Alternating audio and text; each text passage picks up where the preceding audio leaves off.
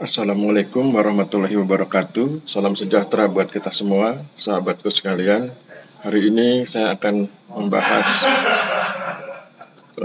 sesuatu berita gitu ya, yang kemudian kalau saya rangkum judulnya adalah menjadi pra peradilan Habib Rizik.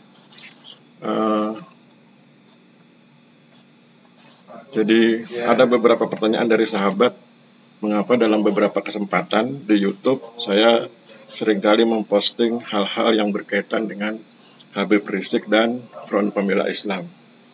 Pada kesempatan ini izinkan saya menjawab bahwa tentu semua itu dilatar belakangi oleh disiplin ilmu yang saya tekuni, yaitu sosiologi. Menurut pemahaman saya, fenomena, kejadian atau peristiwa yang berkaitan dengan Habib Rizik Syihab dan Front Pembela Islam itu memiliki keunikan karena dalam peristiwa itu ada sentuhan hukum dan ada sentuhan sosiologi. Sebagai sosiolog tentu saya sangat tertarik dengan hal-hal seperti itu. Menurut pemahaman saya ada titik temu antara sosiologi dengan hukum.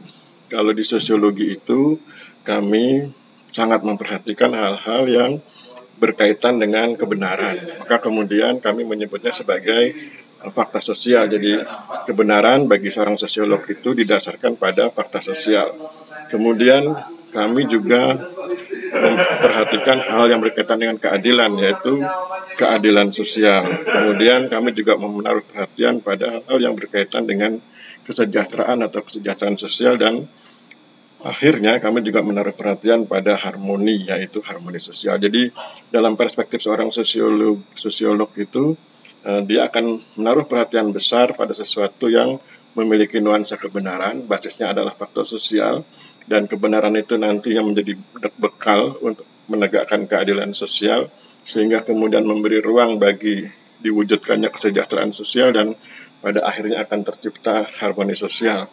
Jika itu diterapkan di suatu bangsa, maka bangsa tersebut tentu akan hidup dalam suasana yang harmoni. Itu perspektif seorang sosiolog. Sementara ketika saya melihat teman-teman praktisi dan ahli hukum, mereka juga memiliki beberapa perhatian yang berdekatan dengan sosiologi. Misalnya, teman-teman ahli hukum dan praktisi hukum itu juga punya konsep kebenaran yang basisnya adalah fakta hukum. Kemudian dari situ mereka berusaha menegakkan keadilan dan kemudian memberi kepastian, dan akhirnya kemudian mereka berjuang agar hukum itu punya kemanfaatan. Jadi ada titik temu antara sosiologi dengan hukum pada dua sisi, yaitu kebenaran dan keadilan. Hanya saja ada perbedaan mengenai kebenaran versi sosiologi dengan kebenaran versi hukum. Kebenaran versi sosiologi itu basisnya fakta sosial, kebenaran versi hukum basisnya adalah fakta hukum. Dalam perspektif kami, orang-orang sosiologi, fakta hukum itu adalah bagian yang lebih ketat begitu dibandingkan fakta sosial. Jadi kalau penjelasan gampangnya, tidak semua fakta sosial dapat menjadi fakta hukum, tetapi hampir semua fakta hukum adalah fakta sosial. Jadi fakta sosial yang dapat dibuktikan di hadapan hukum lah yang kemudian menjadi fakta hukum. Contoh, misalnya ada seseorang yang mengetahui tentang korupsi dan itu adalah sebuah fakta, tetapi kalau dia tidak mampu menunjukkan bukti, maka dia nggak akan bisa merubah atau menggeser dari fakta sosial tentang korupsi menjadi fakta hukum tentang korupsi. Jadi itulah bedanya kebenaran versi sosiologi dengan kebenaran versi hukum. Kebenaran versi sosiologi basisnya fakta sosial, kebenaran versi hukum basisnya adalah fakta hukum. Jadi fakta sosial yang mampu didukung oleh bukti baru dapat menjadi fakta hukum. Itu yang mungkin bisa membedakan, tetapi pada intinya adalah ada titik temu antara sosiologi dengan hukum, yaitu pada konsep kebenaran dan keadilannya. Jadi itulah semacam perjuangan bersama agar kemudian terwujud keadilan. Nah, dalam konteks ini, dalam konteks bahasan kita pada kesempatan ini adalah tentang pra peradilan Habib Rizik. Kita akan lihat beberapa berita tentang hal tersebut. Misalnya, ini berita di Tempo tadi mengenai Habib Rizik, tapi ini sudah berubah layarnya. Kita ganti saja. Nah, ini dari Antara.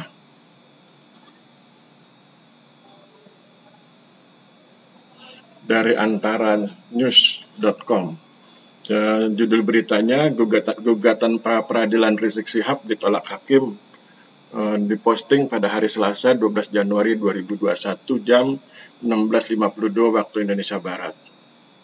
Beritanya itu, Jakarta Antara, Hakim Tunggal Pengadilan Negeri Jakarta Selatan Ahmad Sahyuti menolak gugatan pra peradilan Rizik Syihab dan menyatakan penetapan tersangka dan penahanan sesuai prosedur. Putusan ini dibacakan hakim dalam sidang putusan di Pengadilan Negeri Jakarta Selatan yang dihadiri pihak pemohon dan termohon Selasa. Mengadili menolak pra peradilan pemohon dan membebankan biaya perkara kepada pemohon senilai nihil, kata Hakim Ahmad Sahyuti.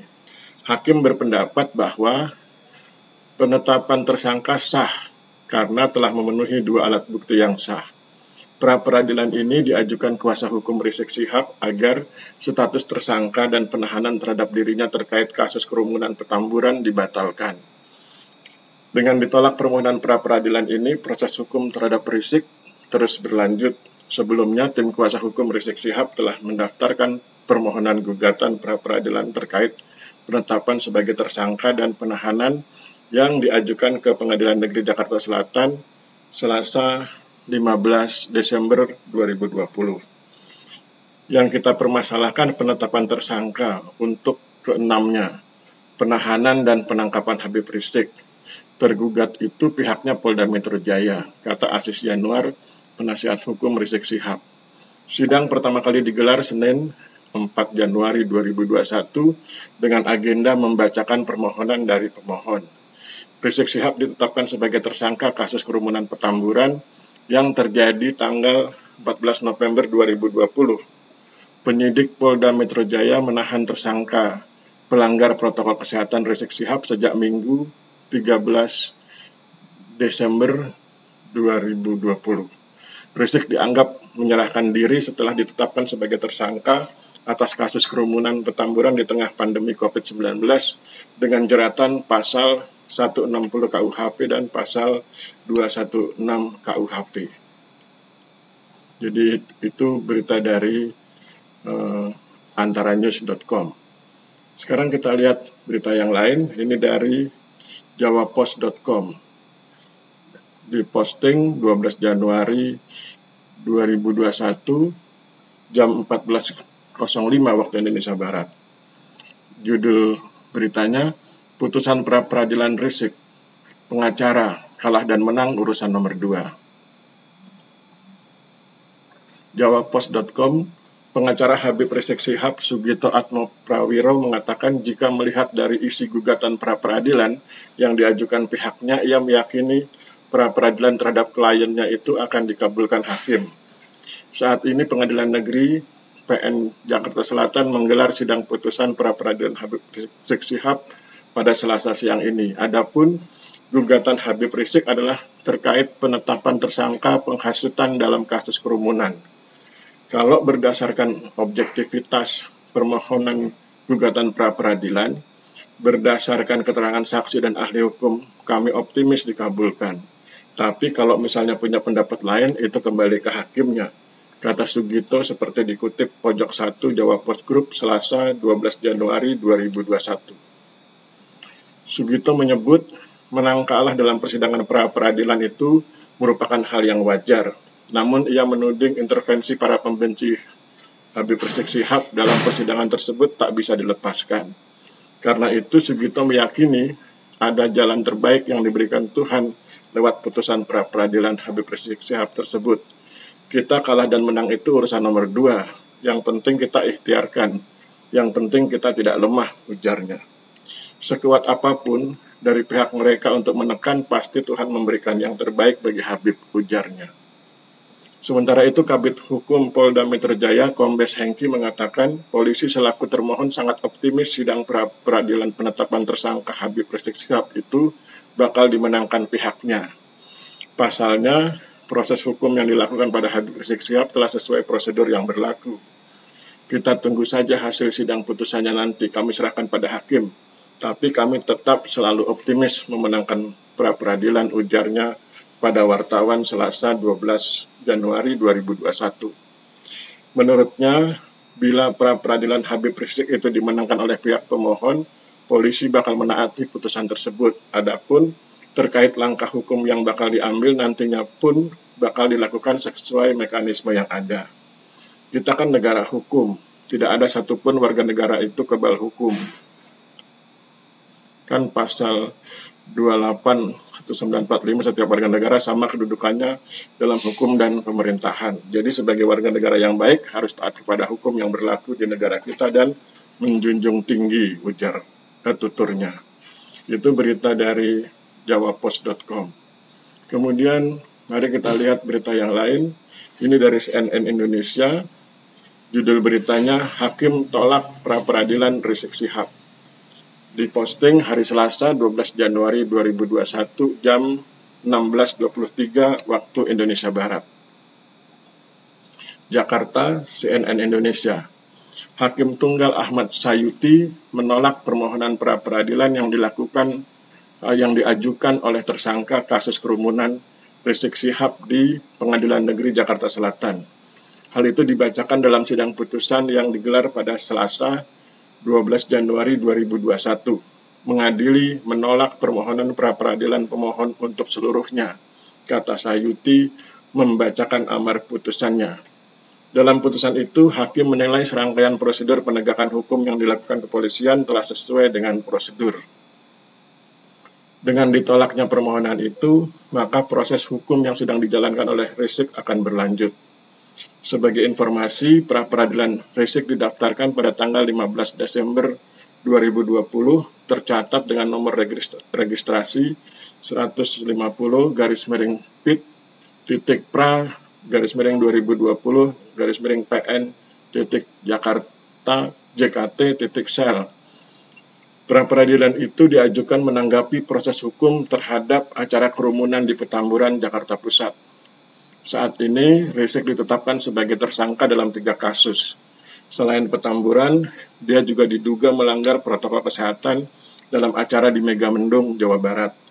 Teranyar, dia juga dijerat tersangka dalam kasus penutupan informasi swab tes dirinya di Rumah Sakit Umi, Bogor, Jawa Barat. Selain Rizik, kuasa hukum juga sudah mendaftarkan pra-peradilan untuk 4 tersangka kerumunan Petamburan lainnya dengan berkas perkara terpisah. Sejak bergulir dalam sidang perdana pada Senin 4 Januari 2021 lalu, masing-masing pihak mengajukan pembelaan dan permohonannya masing-masing. Misalnya, rangkaian persidangan pihak Rizik turut menyinggung soal penerapan pasal 160 KUHP terkait penghasutan yang dinilai janggal. Pihaknya menduga penggunaan pasal tersebut oleh polisi hanya sebagai upaya untuk memidanakan Rizik yang acap kali melontarkan kritik bahwa patut diduga pengenaan pasal 160 KUHP kepada pemohon diselipkan agar semata dijadikan dasar oleh termohon 1 sebagai upaya untuk menahan pemohon yang selama ini kritis mengkritik ketidakadilan yang terjadi selama ini, kata kuasa hukum Rizik, Kamil Pasa, dalam berkas permohonan pra-peradilan yang dibacakan di Pengadilan Negeri Jakarta Selatan Senin 4 Januari 2001. Dia pun menyebut bahwa kliennya hanya mengundang 17 orang untuk hadir di pernikahan putrinya yang kemudian berakhir pada jerat kasus. Hal itu kemudian dibantah oleh Polda Metro Jaya yang berstatus sebagai termohon sebagai termohon 1 dalam gugatan itu. Polisi pun membeberkan asal mula Rizik mengajak masyarakat beramai-ramai datang ke acara pernikahan putrinya. Itu berita dari CNN Indonesia. Sekarang kita lihat berita yang lain, ini dari Detik News. Judul beritanya, pra-peradilan Habib Rizik ditolak, pengacara putusan hakim menyesatkan. Jurnalisnya Sunita Putri, Detik News, diposting Selasa 12 Januari 2001 jam 17.39 waktu Indonesia Barat. Hakim Tunggal Pengadilan Negeri Jakarta Selatan menolak permohonan gugatan pra-peradilan Habib Rizik Syihab terkait penetapan tersangka penghasutan dalam kasus kerumunan. Pengacara Habib Rizik Alamsyah Hanafiah menyebut putusan hakim menyesatkan. Putusan hakim ini pendapat saya menyesatkan. Menyesatkan karena sudah mengubah asas hukum. Dari asas hukum lex specialis digabungkan dengan asas hukum generalis. Asas hukum umum itu sebenarnya diharamkan oleh ketentuan undang-undang. Kata Alamsyah seusai sidang di Pengadilan Negeri Jakarta Selatan, Jalan Ampera Raya, Selasa 12 Januari 2021. Bahwa tidak boleh dicampur. Jadi kalau ada asas hukum generalis, KUHP, jadi ada lagi hukum spesialis, undang-undang karantina. Ya undang-undang karantina yang dipakai, bukan dua-duanya digabung, itu sesat, itu tambahnya. Alamsyah kemudian menyatakan berencana menggugat judicial review ke MK terkait proses sidang pra-peradilan. Dia menilai pra-peradilan seharusnya tidak diputus oleh hakim tunggal, melainkan majelis hakim yang ada hakim anggotanya. Nanti rencana saya mau mengajukan judicial review tentang kami mengadili pra-peradilan, yaitu hakim tunggal. Hakim tunggal ini kan semau-maunya dia saja, itu tidak ada teman. Maka pendapat para ahli sampingan saja sebut. Sebelumnya, Hakim Tunggal Pengadilan Negeri Jakarta Selatan menolak gugatan pra-peradilan yang diajukan Habib Rizik Syihab terkait penetapan tersangka penghasutan dalam kasus kerumunan. Artinya status tersangka Habib Rizik tetap sah. Dalam pertimbangan, Hakim menilai rangkaian penyidikan yang dilakukan polisi terkait kerumunan di rumah Habib Rizik di Jalan Petamburan, Jakarta Pusat adalah sah. Hakim juga menyebut penyidik sebelum meningkatkan status perkara dari penyelidikan ke penyidikan sudah sesuai aturan. Menimbang bahwa dari alat bukti saksi dan para ahli serta barang bukti di atas, maka hakim berpendapat penetapan tersangka telah didukung dengan alat bukti yang sah, kata hakim. Maka permohonan pemohon tidak beralasan menurut hukum dan harus ditolak, tegas Hakim Sahyuti. Habib Rizik dalam petitum gugatan pra-peradilannya meminta SP Sidik _4604 _11 Romawi _2020 Ditreskrimum tanggal 26 November 2020 dan surat perintah penyidikan nomor SP Sidik _4735 _12 Ditreskrimum tanggal 9 Desember 2020 tidak sah dan tidak berdasar hukum. Jadi penetapan tersangka terhadapnya tidak memiliki kekuatan hukum mengikat. Itu yang diajukan ya oleh pengacara Habib Rizik. Itu berita di Detik News. Ya. Kemudian kita lihat berita yang lain, ini dari kompas.com. Hakim tolak gugatan pra-peradilan Rizik Syihab. Diposting tanggal 12 Januari 2021 jam 17.12 waktu Indonesia Barat. Jakarta, kompas.com. Hakim Tunggal Pengadilan Negeri Jakarta Selatan Ahmad Sahyuti menolak permohonan gugatan pra-peradilan tersangka kasus penghasutan dan kerumunan Rizik Syihab. Putusan dibacakan dalam sidang di Pengadilan Negeri Jakarta Selatan Selasa 12 Januari 2021 siang. Mengadili menolak permohonan pra-peradilan dari pemohon untuk seluruhnya, ungkap Sahyuti saat membacakan putusan. Sahyuti menimbang dan menilai rangkaian penyidikan oleh kepolisian terkait kerumunan di rumah Rizik di Jalan Petamburan, Jakarta Pusat pada November lalu sudah sah. Sahyuti menilai peningkatan status perkara dari penyelidikan ke penyidikan oleh penyidik telah sesuai aturan. Menimbang bahwa dari alat bukti saksi dan para ahli serta barang bukti di atas, maka hakim berpendapat penetapan tersangka telah didukung dengan alat bukti yang sah, kata Sahyuti. Dengan begitu, Sahyuti mengatakan permohonan dari pihak Rizik tak beralasan menurut hukum dan harus ditolak. Sahyuti mengatakan penyidik telah mendapatkan bukti-bukti dan menerima keterangan dari sejumlah ahli sebelum menetapkan tersangka. Penyidik Polda Metro Jaya lanjutnya berkesimpulan acara Rizik di Petamburan melanggar protokol kesehatan COVID-19. Sahyuti juga menyoroti terkait absennya Rizik Syihab saat dipanggil oleh Polda Metro Jaya sebanyak 2 kali. Sahyuti berpendapat penyidikan yang dilakukan polisi telah sah meski Rizik tak hadir saat dipanggil oleh penyidik. Sahyuti juga menyebut penyitaan yang dilakukan penyidik terkait kasus Rizik Syihab telah mendapat penetapan dari pengadilan. Ia menyebutkan penyitaan dalam perkara sudah sah sesuai hukum acara. Menimbang terhadap penyidikan penyitaan dari penyidik telah sesuai dengan penetapan Pengadilan Negeri Jakarta Selatan tanggal 14 Desember 2020. Menimbang alat bukti di atas, penyitaan penyidik sudah sesuai dengan prosedur dalam hukum acara pidana, ucapnya. Sebelumnya, gugatan pra-peradilan Rizik Syihab telah diajukan ke Pengadilan Negeri Jakarta Selatan pada Selasa 15 Desember 2020 dan terdaftar dengan nomor register 150-PID PID.PRA /2020/PN.JKT.sel. Jadi itu berita dari kompas.com. Sekarang kita lihat berita dari jpnn.com.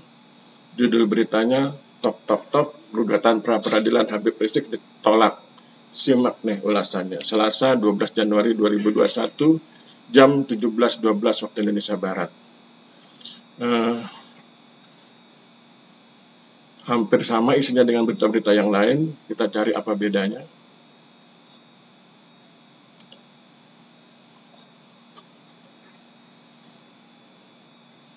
Ya masih sama dengan berita yang dari Kompas dan lain-lain ya. Dan mungkin coba kita lihat yang ini. Masih yang berita itu, tapi kita lihat ulasannya. Terkait hal itu, hakim berpendapat maka penyidikan yang dilakukan polisi telah sah. Menimbang bahwa ada bukti termohon 1, ternyata pemohon sudah dipanggil sebanyak 2 kali, padahal pemohon wajib datang. Menimbang baik pemohon sebagai saksi harus memenuhi panggilan, oleh karena tidak memenuhi pelanggaran itu melanggar kewajiban. Jika panggilan pertama tidak dipenuhi yang bersangkutan, maka dipanggil kedua. Apabila panggilan kedua tidak dipenuhi, maka kewajiban keluarga membawa yang bersangkutan ke hadapan penyidik, kata hakim. Menimbang pemanggilan terhadap pemohon dapat dibenarkan berdasarkan undang-undang. Menimbang dari ketentuan di atas, maka pemanggilan saksi wajar. Dan terkait saksi-saksi yang dipanggil juga menolak, maka permohonan itu haruslah ditolak, tambah Hakim Tunggal Sayuti. Jadi pada intinya hampir sama dengan berita-berita yang lain. Dan kesimpulannya adalah bahwa gugatan pra-peradilan Habib Rizik Syihab ditolak oleh Pengadilan Negeri Jakarta Selatan dengan Hakim Tunggal Sayuti ya. Kita lihat. Ya, jadi Pengadilan Negeri Jakarta Selatan dengan Hakim Tunggal Ahmad Sayuti. Jadi dengan demikian penangkapan penetapan status tersangka terhadap Habib Rizik Syihab dalam konteks kerumunan, dalam konteks pelanggaran protokol kesehatan dinyatakan sah oleh Pengadilan Negeri Jakarta Selatan. Saya pikir itu beritanya. Sementara itu bagi saya sebagai sosiolog, maka sebetulnya tinggal nanti disidangkan di pengadilan hal-hal yang berkaitan dengan kebenaran dan keadilan. Jadi silakan saja nanti terutama yang masuk ke dalam substansi kerumunan ya. Kalau ini kan bicara tentang pengesahan penetapan sebagai status tersangka, tapi nanti ketika akan dibahas tentang substansi hukumnya terhadap hal-hal yang dituduhkan, itu mungkin nanti lebih menarik lagi, karena nanti akan terbuka aspek kebenaran baik dari fakta sosial maupun fakta hukum, kemudian juga akan dipertaruhkan tentang keadilan. Sebagai Muslim tentu saya berharap persoalan Habib Rizik Syihab bisa dapat diselesaikan dengan seadil-adilnya, sehingga kemudian kita semua bisa belajar dari semua peristiwa yang dialami atau semua peristiwa yang terjadi di negeri tercinta, Negara Kesatuan Republik Indonesia, sehingga kemudian kita semakin hari semakin baik, semakin hari semakin jelas dalam hal mengetahui kebenaran, baik kebenaran dalam aspek sosiologi yang disebut dengan fakta sosial maupun kebenaran dari aspek hukum yang disebut sebagai fakta hukum. Kemudian berdasarkan kebenaran kita bisa menegakkan keadilan yang dalam perspektif sosiologi, keadilan itu menjadi dasar bagi diperjuangkannya kesejahteraan. Sedangkan dari segi hukum, keadilan itu bisa kemudian memberi kepastian bagi sahabat-sahabat yang ingin menjalankan kehidupan di negara tercinta ini. Kemudian pada akhirnya kepastian hukum itu akan membawa manfaat bagi bangsa dan negara, dan itulah kemudian yang bisa menjadi basis dibangunnya harmoni sosial ketika keadilan sosial dan kesejahteraan sosial bisa dipenuhi. Saya pikir demikian. Mohon maaf bila terjadi kesalahan. Wabillahi taufiq wal hidayah. Wassalamualaikum warahmatullahi wabarakatuh.